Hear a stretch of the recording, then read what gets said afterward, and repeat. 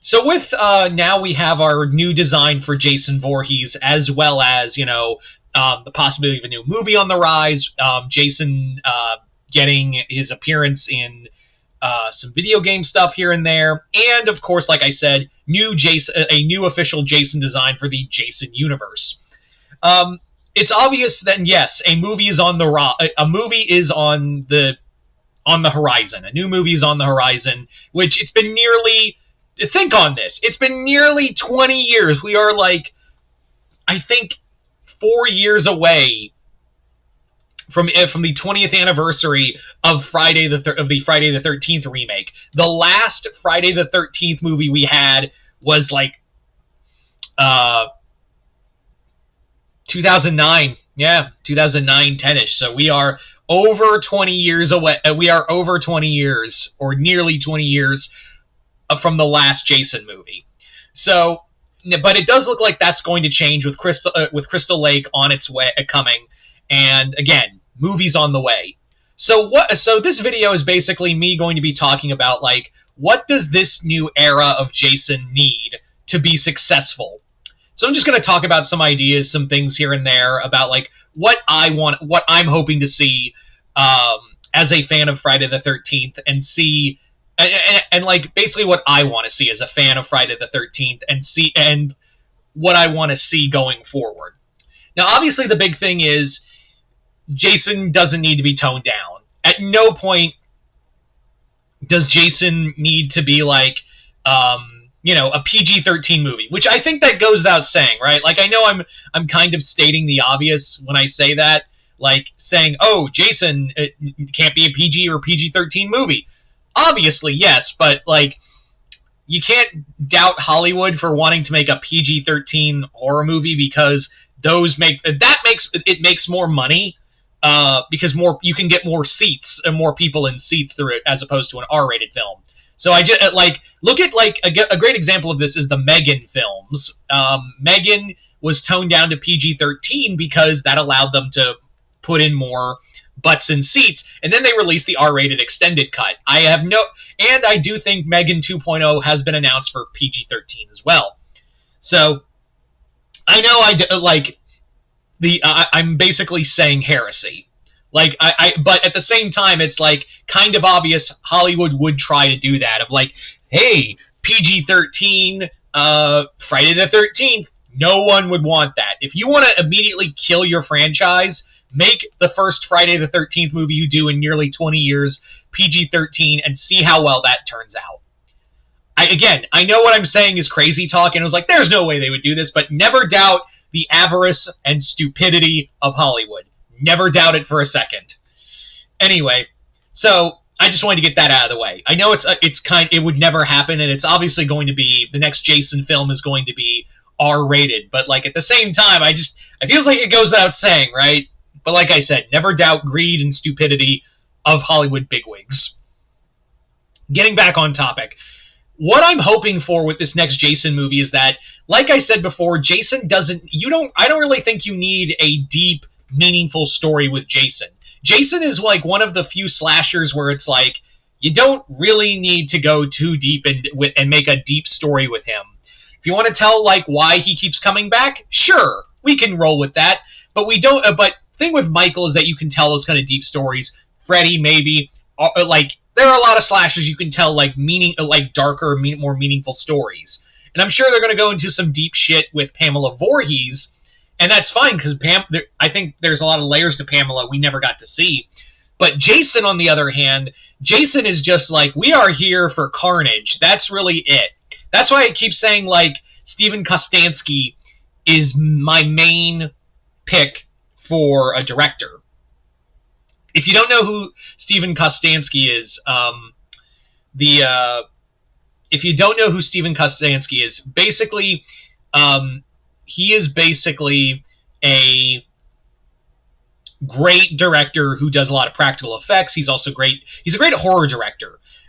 Most of his films range from 80s throwbacks to dark horror films.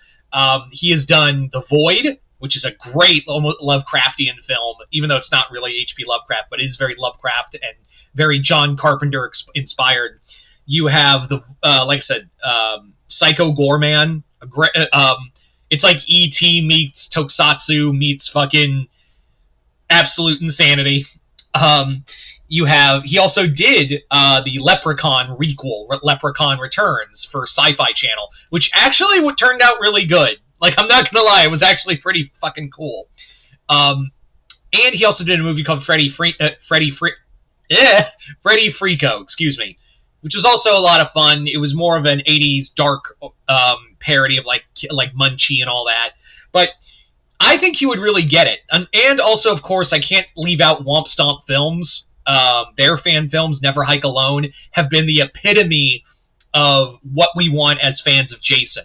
Because even though, yes, I do want like a turn your kind of brain off slasher film, still, and now it leads into my next point, is that I want Jason to be scary.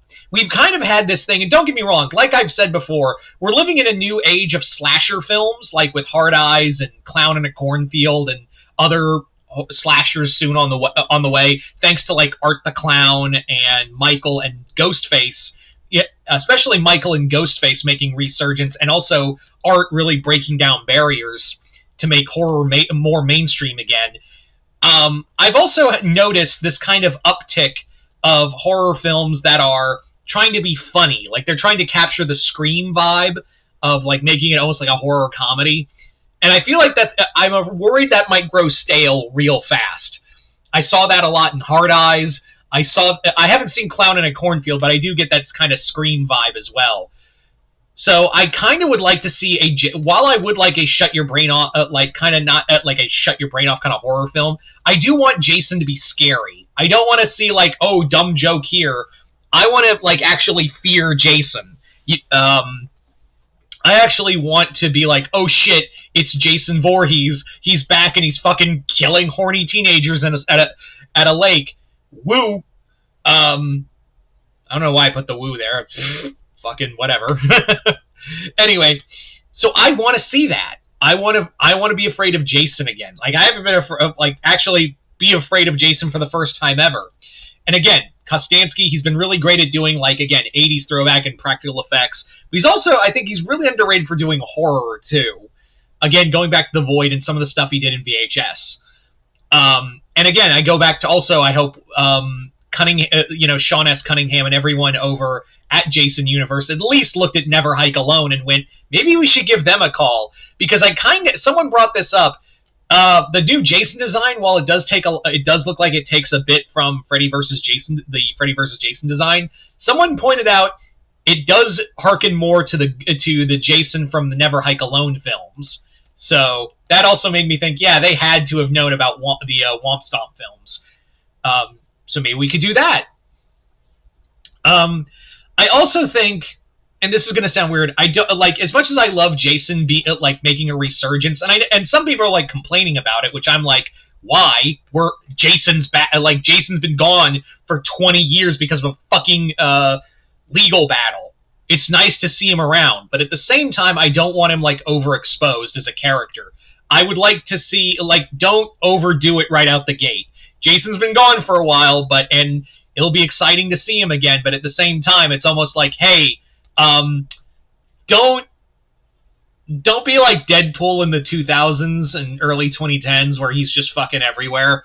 And even before there was a time where Deadpool was kind of, I kind of call it the Deadpool effect, where Deadpool was really, really overexposed at Marvel Comics, from the 2000s to, I mean, the late 2000s to the early 2010s.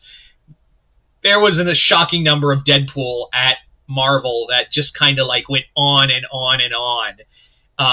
And there was like 6 Deadpool titles. Deadpool was like guest starring in every book. He was just fucking everywhere. So it is kind of like, I know it's kind of weird because now Deadpool's become a household name because of the movies. And keep in mind, that overexposure happened before the movies, and I'm talking directly of the comics. And yes, to see Deadpool everywhere again because of movies, yeah, that doesn't even, like, the stuff we see with Deadpool now doesn't hold a candle to like the overexposure we had in that time frame I just mentioned. Here, it feels like it's mitigated almost, although the merchandise sales is still fucking insane. But I digress. I just kind of want to want Cunningham. I know he's probably going to try to market Jason as much as he wants, but like at the same time, don't overdo it, man. So those are just a few things I want to see from this new Jason universe going forward. But you guys tell me in the comments below, what do you want to see from this Jason universe going forward in terms of movies and direction and everything else? Just comment below, let me know. Other than that, hope you all enjoyed this. I'm Mr. Multiverse. I'll see you next time in Multiverse.